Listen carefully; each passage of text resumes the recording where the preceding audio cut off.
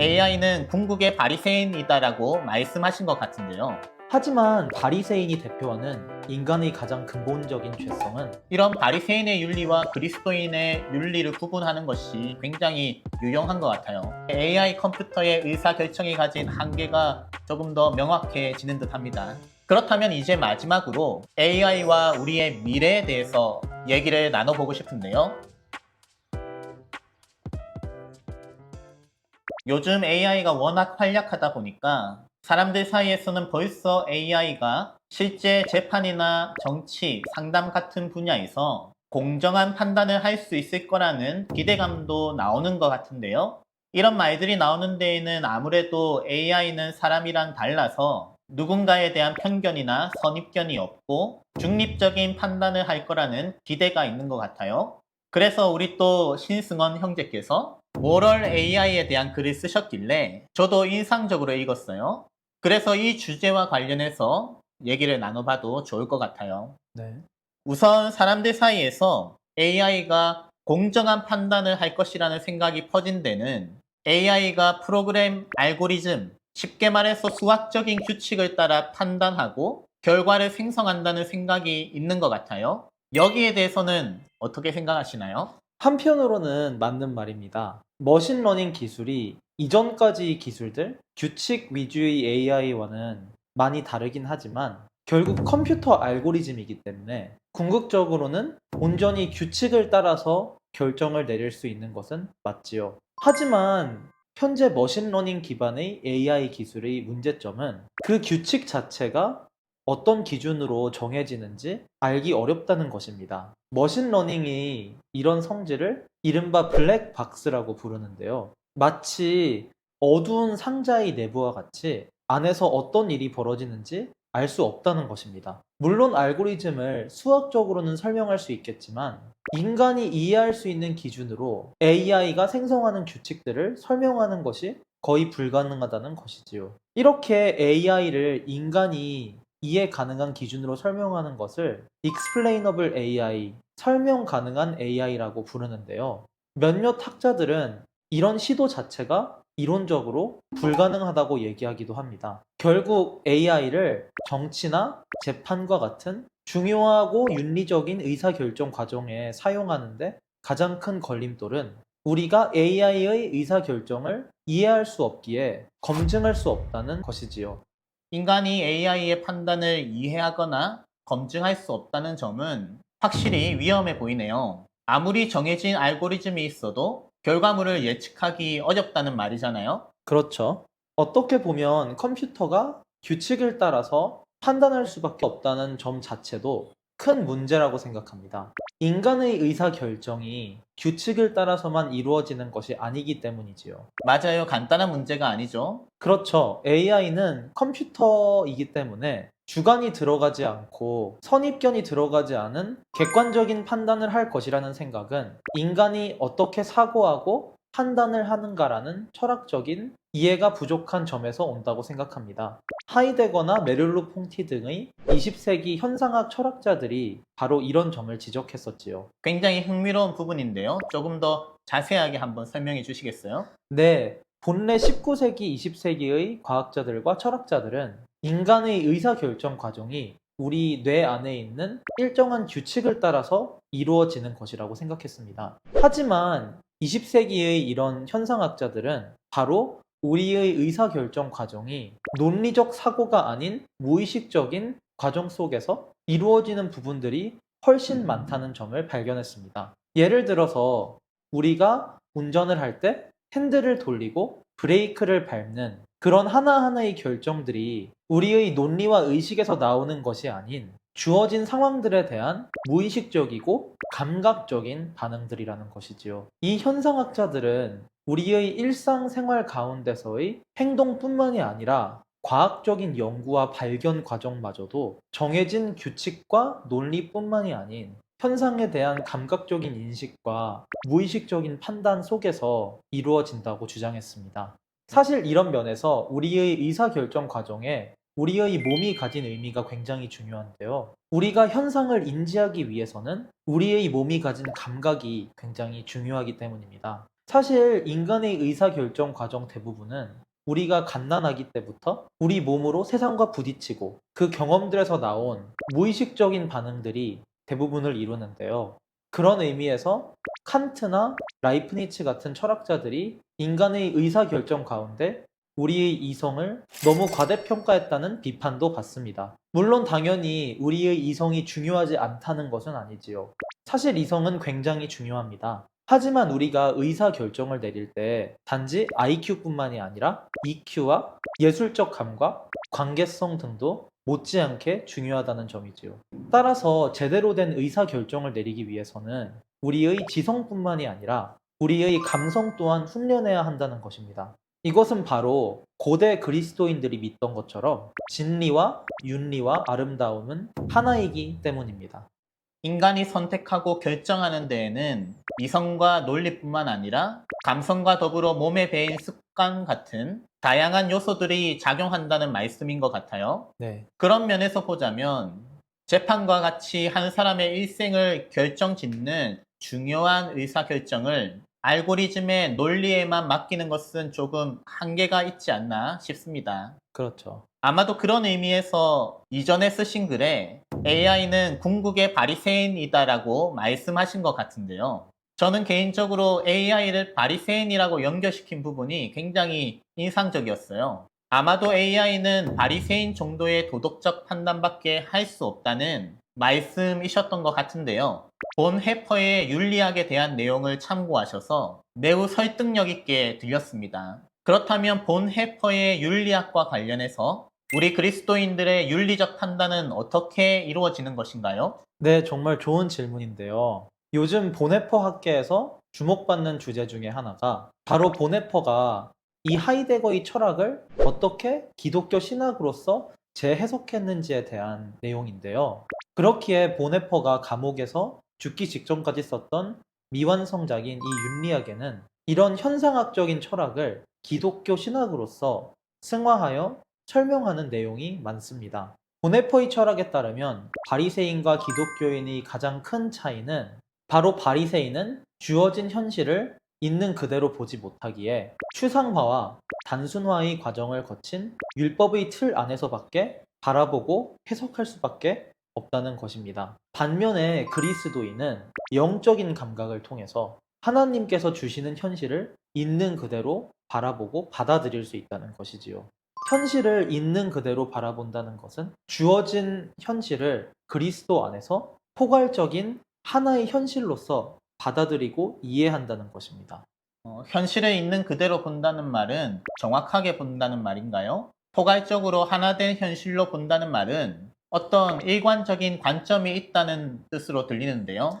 네, 맞습니다. 왜냐하면 인간의 협소한 시각으로는 주어진 현실의 일부분밖에 바라볼 수 없기 때문이지요. 어떤 한 사건을 바라보더라도 어찌 보면 거의 무한한 인과관계가 얽혀 있고 어떤 방면으로서 이 사건을 바라보는지에 따라서 각각 다른 해석이 가능할 수 있기 때문에 사실 인간으로서 현실을 온전히 이해한다는 것은 불가능한 일입니다. 예를 들어서 한 사건에 대한 판단을 제대로 내리기 위해선 그 사건의 배경이 되는 그 이전 사건을 이해해야 되고 그 사건 하나하나의 배경들과 상황들마저 이해해야 합니다. 하지만 거기서 끝나는 것이 아니라 이 사건에 대한 온전한 판단을 내리기 위해서는 이 사건이 아직 일어나지 않은 미래에 미칠 영향까지 알아야 하기 때문에 그 판단을 내리기 위해서는 미래까지 볼 수 있는 시각이 있어야 하죠. 한마디로 어떤 하나의 사건이라도 온전하게 이해하기 위해서는 이 온 우주의 역사 동안 일어났던 모든 일들을 완벽하게 이해하는 것도 모자라서 이 우주의 역사 끝까지 미래에 일어날 모든 일들까지 완벽하게 아는 그런 시점이 필요하다는 것입니다. 이게 불가능하다는 것은 두말해도 필요 없죠. 그렇기에 우리가 인간으로서 의사결정을 내릴 때에는 완벽한 판단을 내리는 것이 아니라 어쩔 수 없이 그 상황의 많은 부분들을 무시하거나 단순화할 수밖에 없는 것이지요. 하지만 바리새인이 대표하는 인간의 가장 근본적인 죄성은 바로 이 인간의 근본적인 한계를 그대로 받아들이지 못하는 교만입니다. 마치 자신의 좁은 시점이 전부인 것 마냥 착각하고 그렇게 행동하는 것이지요. 하지만 그런 협소한 시각을 가지고 억지로 이 세상을 이해해야 되기 때문에 온갖 인간적인 율법과 논리의 기준을 들이밀어야 하는 것입니다. 하지만 당연히 이런 태도를 가지고는 현실을 있는 그대로 받아들일 수 없지요. 마치 색안경을 끼고 세상을 바라보듯이 인간의 유한한 시점으로는 이 현실에 대해서 부분적이고 뒤틀린 해석밖에 할 수 없습니다. 반면에 언제나 이 모든 것을 한 번에 바라보시는 하나님의 시각을 가지고 그 하나님께서 내리시는 판단에 순종하는 것이 바로 보네퍼가 말하는 그리스도인의 윤리입니다. 상당히 겸손하게 만드는 윤리 같아요. 그렇죠. 그런데 제 생각에 이런 인간의 한계를 인정한다는 것, 그리고 이런 인간의 한계를 인식한다는 게 의사결정이나 윤리적 판단을 하는 데 있어서 중요할 것 같은데요. 네. 이런 바리새인의 윤리와 그리스도인의 윤리를 구분하는 것이 굉장히 유용한 것 같아요. 그렇죠. 하나님의 시각을 가지고 하나님께서 내리시는 판단에 순종하는 것이 그리스도인의 윤리이다. 이런 정의를 생각해 보면 하나님에 대해 더 깊이 묵상하고 알아갈 필요가 있어 보입니다. 네, 그렇죠. 저희가 믿는 하나님은 시간과 공간을 모두 초월하시는 분이기 때문에 우리에게는 무한해 보이는 시간과 공간마저도 모두 하나로서 바라볼 수 있는 분이십니다.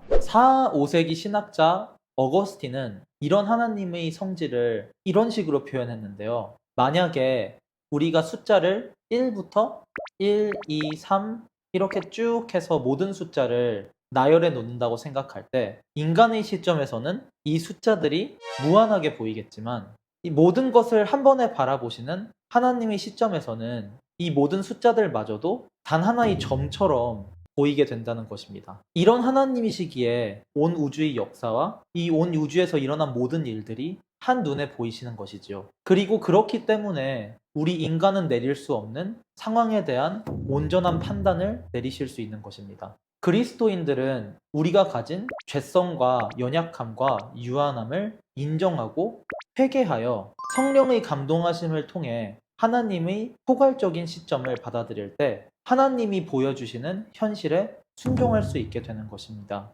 어떻게 보면 그리스도인의 성화 과정이란 바로 이렇게 영적인 감각을 점점 훈련하여서 더 이 세상을 하나님의 시각으로 바라볼 수 있게 되고 그렇게 해서 성령을 따라 행하는 삶을 살게 될 수 있는 사람이라 말할 수 있을 것 같습니다. 그럼 하나님과 AI의 차이가 너무 분명해지는 것 같은데요. 그렇죠. 이런 윤리적 판단을 성화와 연관지어 설명하는 부분도 인상적인 것 같아요. 그럼 AI로 대표되는 바리새인들의 윤리는 어떻게 이루어지나요? 네, 바리새인들은 하나님의 관점에서 세상을 있는 그대로 받아들이는 것이 불가능하기 때문에 율법이라는 틀을 통해서 자신이 이해할 수 없는 현실을 어떻게나마 추상적이고 단순화하여 이해하려고 하는 것입니다. 하지만 결국 그런 율법적인 사고로는 이 세상을 온전히 이해하고 받아들일 수 없기에 정해진 규범들을 통해서만 의사결정을 내릴 수밖에 없는 것이지요. 네, 이거 굉장히 중요한 얘기인 것 같은데요. 네. 정해진 율법만 따르다 보면 어떤 한 사람이 처한 현실이나 배경, 여러 가지 다양한 상황들을 놓친다는 의미로 들립니다.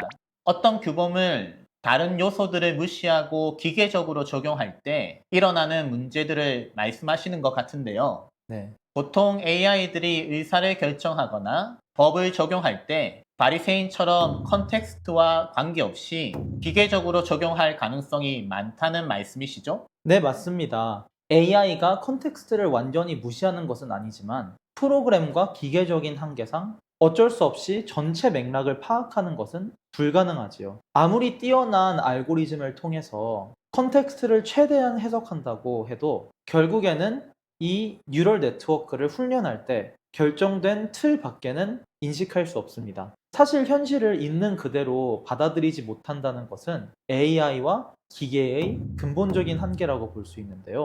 본회퍼는 바로 우리가 실제를 온전하게 하나님의 시선에서 이해하는 것은 바로 믿음을 통해서가 아니면 불가능하다고 얘기합니다. 예수님을 향한 믿음을 말하는 것이지요. 피조물의 시점은 언제나 시간적이고 공간적인 한계에 부딪힐 수밖에 없기 때문에 오직 성육신하신 그리스도를 향한 믿음을 통해서만 그 피조물로서의 근본적인 한계를 넘어설 수 있다는 것입니다. 여기서 믿음이란 단지 예수님이 하나님이시라는 것을 머리로 믿는 그런 믿음이 아니라 살아계신 예수님과의 관계 속에서 그분이 바라보시는 관점과 판단을 믿고 그것에 순종하겠다는 믿음입니다. 그런 윤리를 믿음과 순종이라는 의미에서 연관지어 설명하는 부분은 매우 본해퍼적인 정의인 것 같아요. 네, 맞아요. 보네퍼의 윤리학이니까요. 어떻게 보면 철학적으로 너무 단순한 대답이지 않을까 물어보실 수도 있겠지만 이것이 바로 기독교 신앙의 중심에 있는 그런 대답이지 않을까 싶습니다. 바로 컴퓨터는 예수님과의 영적인 관계성, 이 믿음을 가질 수 없기에 그리스도인으로서는 이 컴퓨터가 내리는 의사결정에는 의존할 수 없는 것이지요. 네, AI 컴퓨터의 의사결정이 가진 한계가 조금 더 명확해지는 듯 합니다. 네, 사실 여기서 재밌는 점은 AI 알고리즘의 발전의 많은 부분이 사실 이렇게 한 부분이 아니라 전체를 인식하려고 하는 시도로서 해석될 수 있다는 것인데요. 어떻게 보면 저희는 여기서 보네포가 이렇게 80년 전에 했던 이 생각들이 결국은 맞았다는 증거를 찾을 수도 있을지 모르겠습니다. 하지만 컴퓨터 비전 알고리즘이 아무리 발전해서 자신이 시야 안에 있는 모든 것을 완벽하게 인식할 수 있다고 하더라도 궁극적으로 컴퓨터는 주어진 현실을 반도체에서 인식할 수 있도록 이산화된 수치들로서밖에 이해할 수 없다는 큰 한계가 있습니다. 결국 주어진 실제의 전부라는 것은 단지 숫자로 환원될 수 있는 수치적인 부분뿐만이 아니라 저희가 일부에서 얘기했던 것처럼 아름다움, 그리고 영적인 측면들, 이런 모든 것들을 포함하는 것이기 때문이지요. 그래서 AI 알고리즘이 아무리 발전한다고 한들 이렇게 컴퓨터가 가진 명확한 한계 때문에 AI는 온전한 도덕적인 결정을 내릴 수가 없다는 결론입니다. 네, 어떻게 보면 컴퓨터가 가진 가장 큰 장점이 수치화해서 계산하는 것인데 오히려 그게 의사결정의 한계가 된다는 점이 굉장히 아이러니하면서도 흥미로운 부분인 것 같아요. 어떻게 보면 그게 좀 결정적인 부분인 것 같기도 하고요. 맞아요. 그리고 신앙의 측면에서 볼 때는 하나님과의 관계성이나 영적인 측면을 AI가 인식할 수 없다는 면이 큰 한계라는 생각이 드는데요. 또 다른 측면에서는 결국 AI는 인간처럼 누군가를 사랑할 수 없다는 면도 큰 한계가 아닌가 싶습니다. 삼위일체 하나님의 사랑을 이해하지 못하면 그리스도의 성육신 같은 하나님의 결정도 이해하지 못할 테니까요. 그건 정말 알고리즘만으로는 이해할 수 없는 부분이죠. 이어서 쓰신 글을 보면 AI의 편향성 같은 부분도 잘 지적하신 것 같아요. 저도 챗 GPT를 간혹 사용하다 보면 굉장히 편향된 선입견을 가지고 말을 만든다는 생각이 들곤 했는데요. 예를 들면 AI에 대해 물어보면 AI의 발전에 대해서 굉장히 낙관적이더라고요. 네, 그렇죠. 어떤 문제가 있더라도 AI가 발전하면 다 해결된다는 식이에요. 그래서 제가 왜 이렇게 낙관적이냐고 계속해서 따져서 물으니까 나중에는 자기는 그렇지 않다고 하면서 은근슬쩍 거짓말까지 하는 것 같았어요. 그리고 잘못된 정보에 대해 지적하니까 그때 가서 잘못된 정보를 제공해서 죄송하다고 하더라고요. 우선 이미 다 말하고 나서 그러면 무슨 소용인가 하는 생각이 들었고요. 잘 모르는 사람이 챗 GPT의 말을 그대로 믿어버리면 굉장히 위험하겠다는 생각도 들었습니다.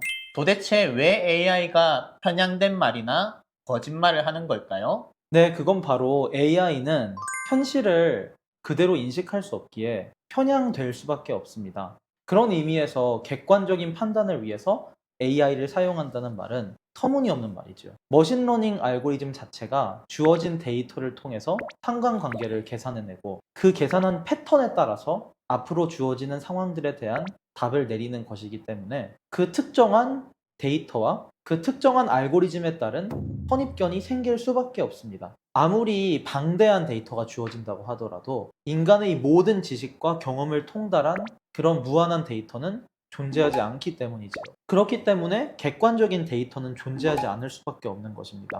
또한 알고리즘의 디자인 자체에도 많은 제약들이 있기 때문에 그런 의미에서도 선입견이 생길 수밖에 없고요. 사실 AI는 거짓말을 할 수도 없습니다. 왜냐하면 AI는 주어진 데이터와 그를 통해 계산한 패턴을 통해서밖에 대답할 수 없기 때문이지요. 그건 뭐 거짓말이라고 하기는 좀 그렇겠네요. 사실 거짓말이 아니라, 그렇죠. 거짓말이 아니라 그냥 이해하지 못하는 것이지요. 본인이 거짓말을 한다고 생각을 하지 못하니까. 그렇죠. 거짓말이라는 거는 사실 인간이기 때문에 할 수 있는 것이고, 기계는 거짓말을 할 수 있는 개념 자체가 존재하지 않죠. 거짓말을 하라고 시켜도 사실 기계는 그게 거짓말인지도 그대로 구분 못하는 행동하는 거겠죠. 거니까요. 예. 그리고 그것뿐만이 아니라 인간은 새로운 상황이 주어지면 그 상황에 대한 적응을 할 수 있습니다. 하지만 AI는 그런 일반화 자체가 사실상 불가능하다고 보면 됩니다. 하지만 저희가 여기서 생각해야 될 점은 단지 AI에 대한 비판뿐만이 아니라 우리 모든 인간들도 유한한 존재들이기 때문에 무조건 선입견을 가지고 판단할 수밖에 없다는 인식입니다.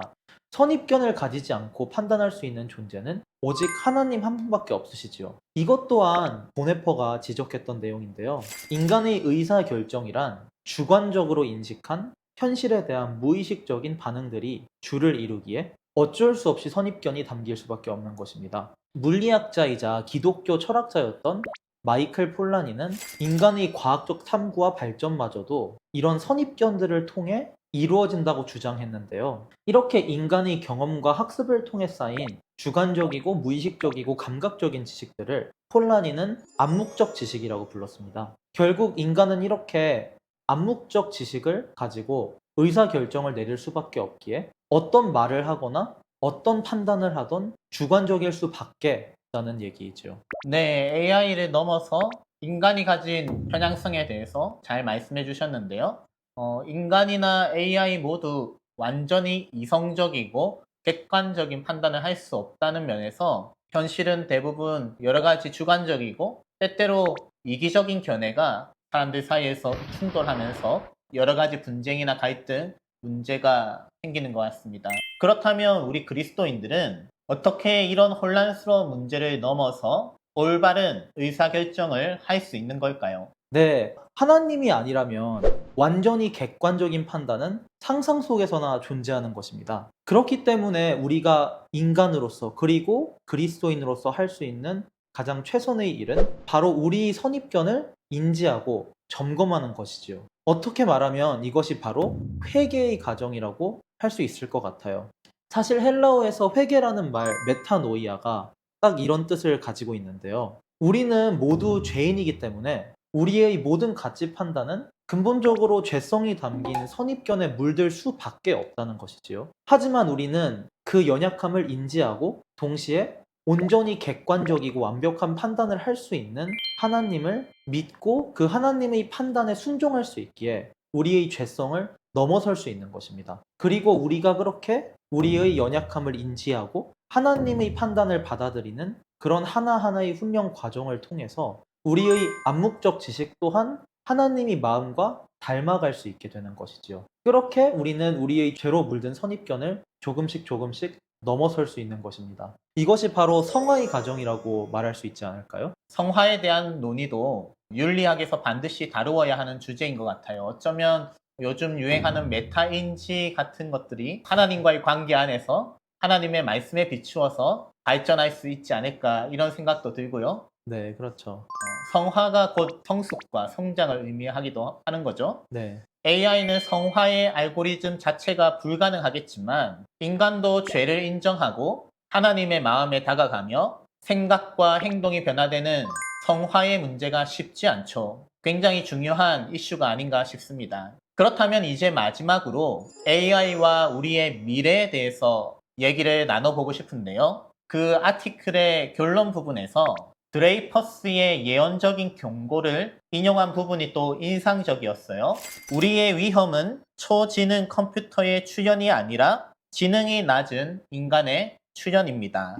매우 역설적인 것 같아요. 인간이 AI의 지능이 뛰어나다고 믿고 의지할수록 더 깊이 생각하고 고민하지 않기 때문에 인간의 지능이 낮아질 수 있다는 말로 들리는데요. 이런 문제점에 대해서는 어떻게 생각하시나요? 네, 사실 많은 사람들이 얘기하는 AGI, 다른 말로 범용 인공지능이라고 하는데요. 이런 AGI 출현에 대한 걱정은 사실 저희가 지금까지 계속 얘기했던 것처럼 비현실적인 걱정이라고 생각합니다. 이 AGI란 한마디로 우리 인간의 모든 의사결정과 사고의 모든 영역을 대체하고 능가할 수 있는 그런 AI라는 말인데요. 기독교가 참 진리라면 이런 AGI 출현은 사실 터무니없는 공상과학일 수밖에 없는 것입니다. 사실 기독교인뿐만이 아니라 방금 얘기하셨던 드레이퍼스나 존 설 이런 현대 철학자들도 기독교인이 아니지만 이 AGI 출현이 터무니없는 말이라고 똑같이 얘기합니다. 그래서 저는 컴퓨터 과학과 철학과 신학을 다 공부하고 있는 사람으로서 AGI 출현은 걱정하지 않으셔도 될 것 같다는 말을 자신 있게 하고 싶습니다. 정말 그런가요? 왜냐면 인간의 지능과 경험에는 컴퓨터가 대체할 수 없는 영역이 너무나 많기 때문이지요. 오늘 나눈 얘기들이 대부분 그런 내용이었던 것 같아요. 네, 맞죠. 사실 하지만 우리가 주의해야 할 점은 바로 이런 AGI 출현이 아니라 AI 때문에 생기는 인간의 퇴보라고 생각하는데요. AI에 의존하기 때문에 생기는 문제뿐만이 아니라 AI가 인간의 지능을 대체할 수 있다고 믿게 될 때, 그러면 그럴수록 인간의 존재가 가진 특별함에 대한 이해가 점점 줄어들게 되겠지요. 아마 사회적으로 그런 문제들이 벌써 많이 생기고 있는 것 같습니다. 인간만이 할 수 있는 의사결정을 AI로 대체함으로써 AI가 내리는 잘못된 결정들에 대한 영향들을 감수해야 될 뿐만이 아니라 우리가 인간으로서 그 의사결정들을 제대로 할 수 있는 능력을 잊어버리는 것 말입니다. 그렇게 들어보면 정말 중요한 문제의식이라고 생각해요. 네, 그렇죠. 그리고 제가 앞서 말했던 우리가 인간이 가진 특권들, 우리가 영성을 가질 수 있는 특권, 예술을 창작하고 사랑하고 진리를 탐구할 수 있는 그런 특권들, 그런 특권들을 우리가 AI에 대해서 잘못 인식하고 잘못 생각하면 생각할수록 그 특권들을 저희는 잊어버리게 되는 것이죠. 예를 들어서 우리가 가까운 미래에 인간들과의 대화를 AI 챗봇으로 대체하게 된다고 생각하면 우리 사회의 사람들은 그 AI가 모방할 수 있는 수준의 대화 능력밖에 가질 수 없게 되는 것입니다. 인간의 사회성이 마치 AI 수준으로 격화되게 되는 것이 사실 정말 현실적인 위험이지요. 그렇게 되면 사람들이 다른 사람들과 관계를 맺고 또는 연애를 하거나 결혼 생활을 하는데도 조금 미숙해질 수 있다는 생각이 드는데요. 네, 맞아요. 그리고 벌써 그런 AI 제품들이 많이 나오고 있습니다. 하지만 그것뿐만이 아니라 예술이나 도덕적 판단들도 마찬가지입니다. 사실 그리고 그 특권들을 잃어버린다는 것은 단지 우리가 인간으로서 점점 능력이 퇴보한다는 문제를 떠나서 성육신하신 예수님에 대한 신성 모독이라고 생각할 수도 있을 것 같습니다. AI가 인간이 되신 하나님을 대체해버리고 그 AI 자체가 마치 금송아지가 되는 것이지요. 그렇기 때문에 우리가 이 시대를 사는 그리스도인들로서 AI에 대한 이해가 정말 중요하다고 생각합니다. 너무나 중요한 문제라는데 공감하고요. 목회자나 성도를 포함해서 모두가 하나님의 형상대로 창조된 우리의 인간됨에 대해서 그리고 인간으로 살아가는 데 대한 가치에 대해 더욱 고민해 봐야 하지 않을까 싶습니다. 네, 맞습니다. 앞으로 AI 시대가 더욱 깊숙이 다가올수록 물론 저도 열심히 공부해야겠지만 이렇게 열심히 공부하고 연구하는 승원 형제 같은 다음 세대 지도자들의 역할이 더욱 중요하겠다는 생각이 드는데요. 앞으로 또 어떤 부분에 대해 더 공부하실 생각이신가요? 네, 물어봐 주셔서 감사한데요. 저는 이제 앞으로 이런 AI와 기독교 신학의 관계성에 대해서 깊이 탐구하기 위해서 어거스틴의 신학을 계속해서 공부해 나갈 계획입니다. 하나님이 허락하신다면 앞으로 박사 과정을 통해서 어거스틴과 수학과의 관계를 공부하려고 해요. 굉장히 흥미로운 주제인 것 같아요. 어거스틴과 수학과의 관계. 저도 그 어거스틴의 고백록을 이전에 읽어볼 때, 이 어거스틴이 어릴 때 수학을 배웠던 경험을 잠시 언급하는 부분은 그게 좀 기억이 나는 것 같아요. 네, 맞습니다. 사실 AI를 제대로 이해하기 위해서는 이 세상을 이루고 있는 수학적인 법칙들에 대해서 신학적인 탐구가 필요하다고 느껴서 이 주제를 관심 가지게 된 이유도 있고요. 또한 제가 컴퓨터 과학과 수학을 공부하면서 기독교인이 부르심에 대해서 느낀 고민들에 대한 해답을 얻고 싶어서 사실 이 주제를 조금 더 공부하고 싶은 이유도 있습니다.